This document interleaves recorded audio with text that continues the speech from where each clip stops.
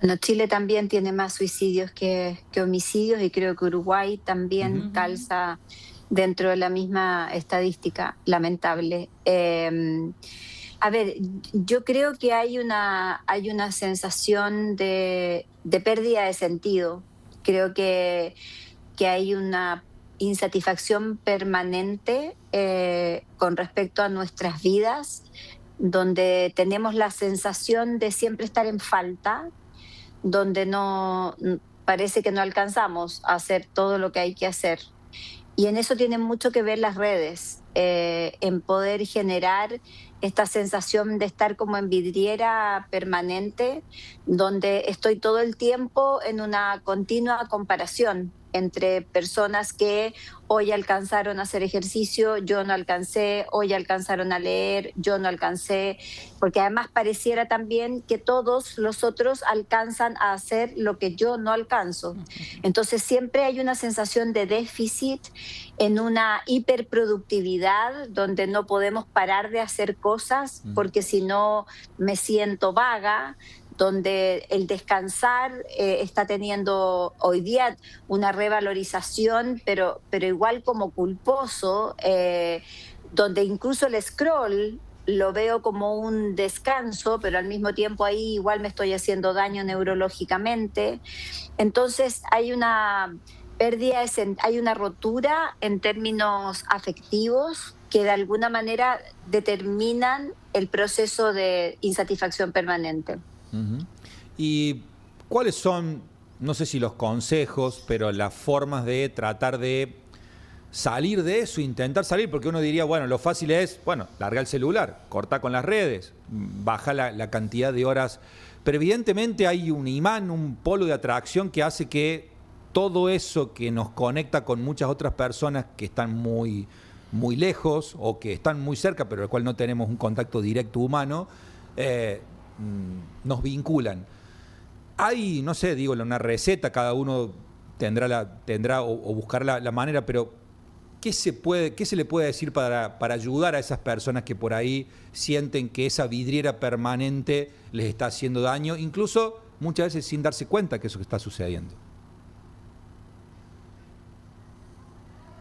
Ay, se pausó el audio. El audio. Sí, no te escuchamos, Pilar. A ver, vamos a ver si podemos recuperarte. ¿Mm? Ahí estamos viendo ¿Aló? si recuperamos. Ahí Ahora está, sí. Pilar, ¿nos escuchás? Ahora, sí, perfecto, no sé Bien. qué Sí, sí, pasó. sí, no importa, ya está. Perdón. Por favor. No, decía que hay un estudio acerca de la felicidad que es el más largo que se ha hecho en la historia, que está hecho por Harvard, que ya lleva 76 años, porque han muerto investigadores y lo siguen haciendo. Y ese estudio tiene una sola pregunta, que es ¿qué nos hace felices? Y la respuesta también es una sola, los afectos. Y esos afectos tienen que ver con contactos reales, no tiene que ver con contactos virtuales. Tiene que ver con el cómo estamos cuidando nuestros afectos, Ujú. cómo estoy siendo capaz de conversar, de decir lo que siento. Por eso a mí tampoco me gusta hablar de salud mental, porque Ujú. creo que es dividirnos y parcelarnos en pedacitos, cuando de lo que tendríamos que hablar es de salud Ujú. completa. Y eso involucra lo físico, involucra lo social, involucra lo espiritual, involucra lo mental, involucra lo emocional. Y cuando nos vemos completos, entonces podemos entender que aquí hay un tema afectivo, hay una rotura social emocional. Nos estamos queriendo menos, nos estamos abrazando menos, nos estamos escuchando menos. Y eso, sumado a todo el tema de las redes que decía anteriormente, tiende a generar una sensación donde al final del día nunca termino por estar satisfecha o satisfecho. Y cómo lo regulo en el tiempo es lo que de una u otra manera me permite reconectar primero conmigo y después con el otro. Porque si hay una palabra que hoy día, en mi juicio, define lo que nos está pasando, es que estamos siendo incapaces de sostener. No Ujú. sostenemos la mirada en la conversación con el otro. Los abrazos no los estamos sosteniendo. Las parejas se besan cada vez menos. El acto sexual está disminuyendo en tiempo y en frecuencia porque está aumentando la pornografía vía telefónica. No estamos siendo capaces de sostener situaciones incómodas, conversaciones que nos joden, que nos hacen raspar el alma y nos vamos, disfrazados de amor propio, de un falso amor propio, estamos rompiendo vínculos a muy corto andar sin dar el tiempo para que el vínculo se desarrolle. Entonces, todas estas cosas sumadas en el tiempo generan una pérdida de sentido del para qué me levanto, con qué objetivo estoy haciendo lo que estoy haciendo, y de alguna manera eso termina por dañarnos, entre comillas, en nuestra forma, no solo de vincularnos con los demás, sino que con nosotros mismos. Pilar, ahí hay un punto que me parece interesante de varias de las cosas que dijiste, pero esta cosa de las conversaciones incómodas. Que la verdad que son eso, generan muchas incomodidades, pero si uno no las descomprime y no las tiene, se van como acumulando y no las afronta, se van como acumulando y pasa, digo, justo penosamente voy a hacer la comparación con lo que pasa, por ejemplo, a veces con la tensión que hay en la Tierra, con el tema de las placas tectónicas, que es que se acumula y en un momento aparece un terremoto fuerte. Digo, ¿cómo hacer para que ese terremoto emocional no nos lleve puesto? ¿Y cómo administrar esas charlas que son incómodas, que muchas veces dañan al otro, pero que son, entiendo, necesarias para la vinculación humana? Es que la vida es incómoda. Sí, claro. No solo las conversaciones. Vivir es incómodo, amar es profundamente incómodo. Pero la incomodidad es la única instancia de crecimiento personal. Si yo no me atrevo a atravesar las incomodidades, porque las tengo que atravesar, ojalá sin ayuda externa, no crezco, no evoluciono, no me encuentro conmigo, no me conecto ni conmigo ni con el otro. El poder habitar la tristeza, que para mí es un temazo hoy, el poder atreverme a estar triste, el atrever a decir.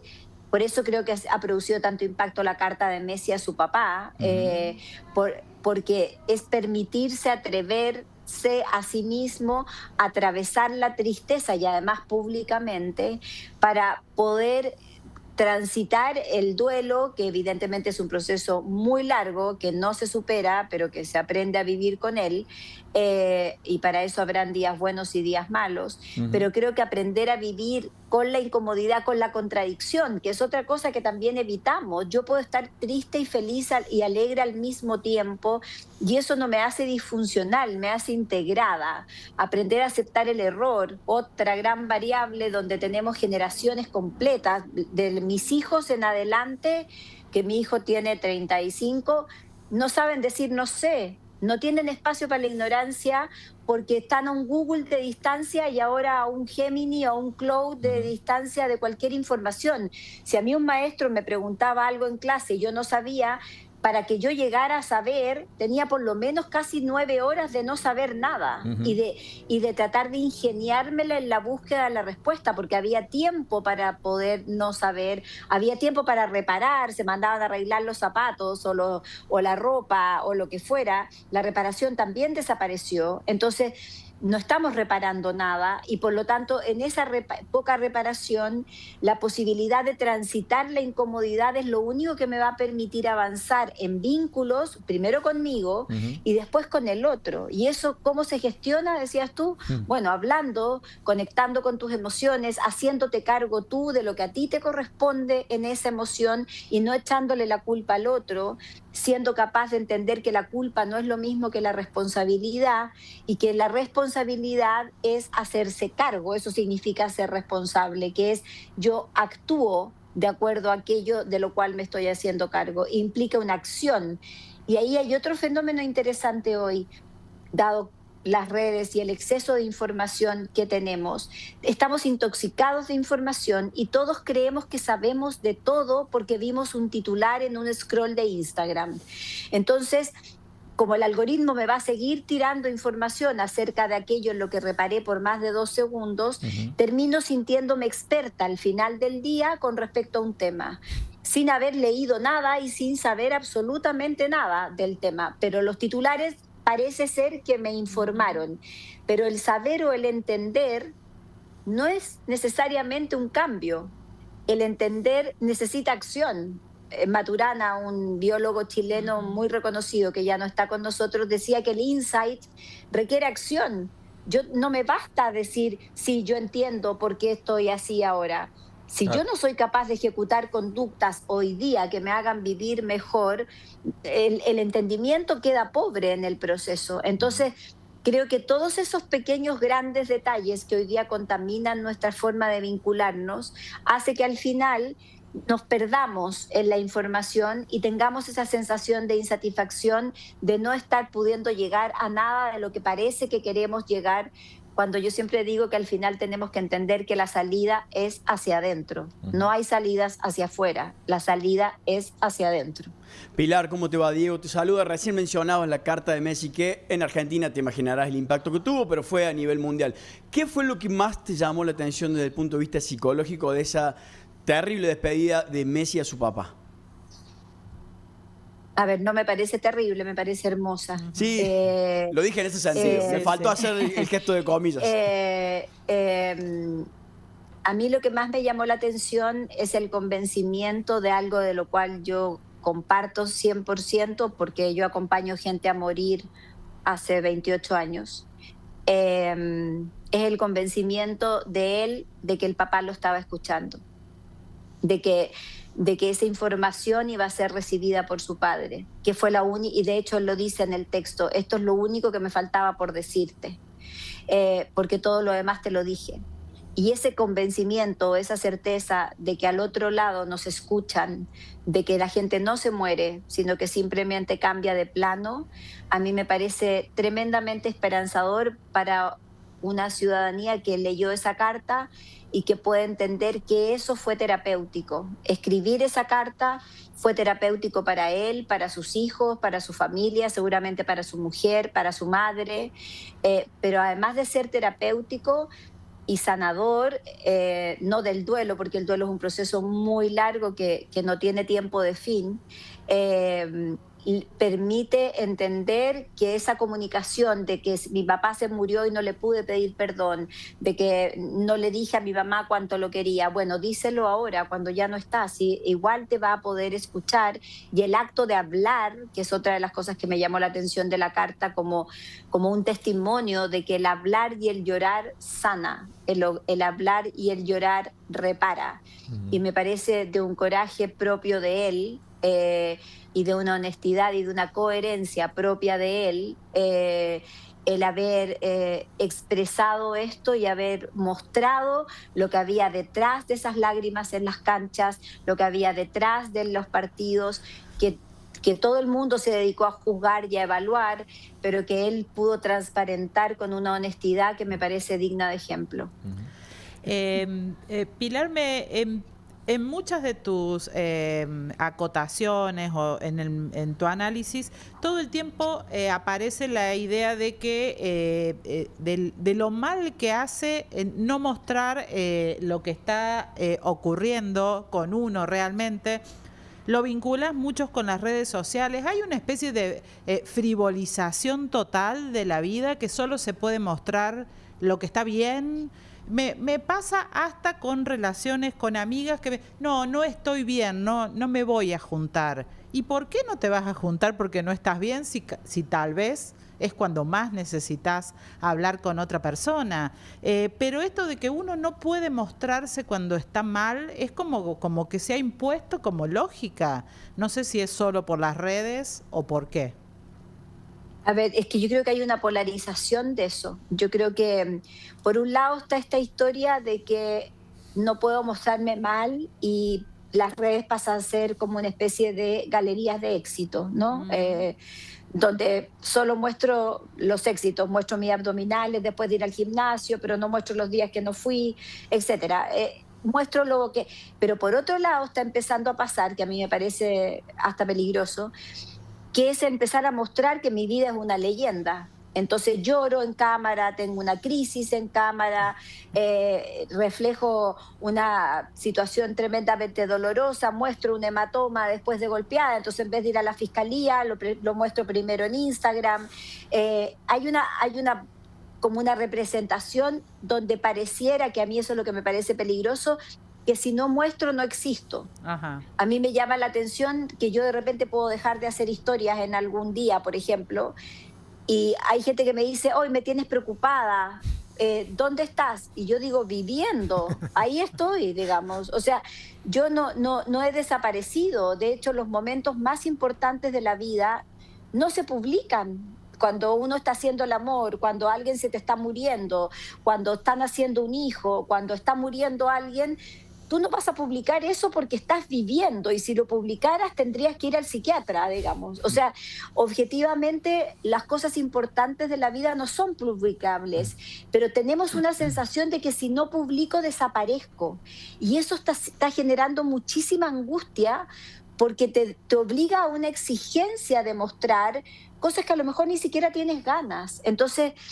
creo que el cómo yo administro, cuánto muestro de mí y cuánto me atrevo con mi red afectiva real, no virtual, de poder mostrar que afectivamente estoy triste o estoy pasando por un momento difícil, a quién se lo muestro, con quién lo cuento, a quién se lo comento, es parte de una salud equilibrada, digamos. Yo no puedo estar mostrando todo, no puedo estar todo el tiempo conectada, no puedo querer saberlo todo, que es este famoso FOMO, que es como el miedo a perderme cosas, entonces estoy todo el tiempo queriendo scrollear para parecer no perderme ninguna información.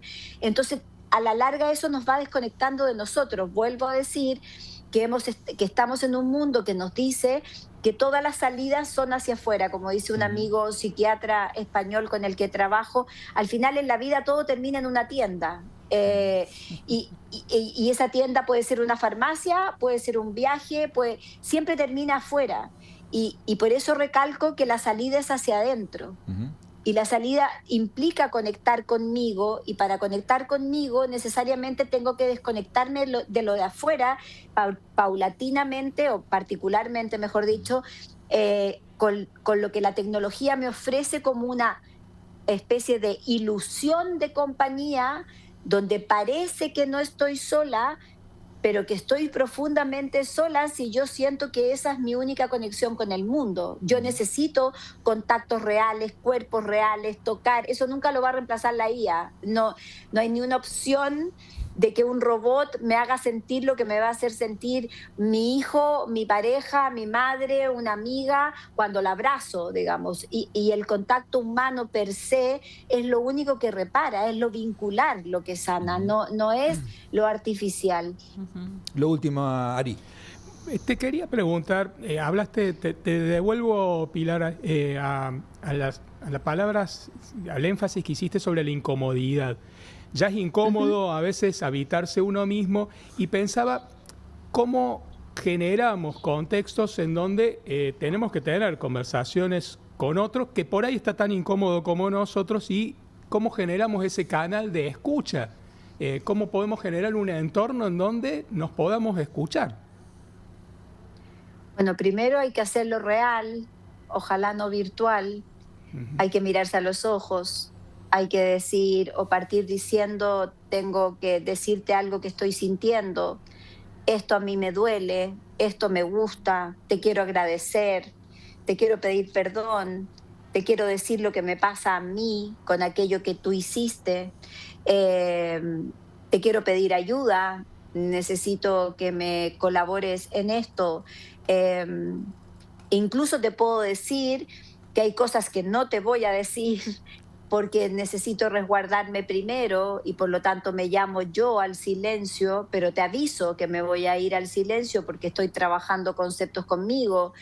El pedir ayuda, el aprender a dar las gracias, el pedir disculpas o perdón, dependiendo del nivel del daño que yo sienta que causé, el poder hablar de emociones, esto me alegra, esto me enoja, esto me da susto, esto me entristece, son condiciones de salud que necesitamos reforzar hoy, que probablemente mi papá nunca aprendió y que tampoco necesitó demasiado porque tenía menos exigencias para poder hacerse cargo de eso. Hoy el poder decir lo que siento es prioridad de salud, porque estamos tan sobreestimulados que si no vamos sacando lo que nos va pasando al mismo tiempo de todo lo que nos va entrando de mala forma incluso, nos vamos intoxicando por dentro y eso va deteriorando no solo el contacto conmigo, mi valía, mi amor propio, mi capacidad de observarme a mí misma, altera mi diálogo interno, lo intoxica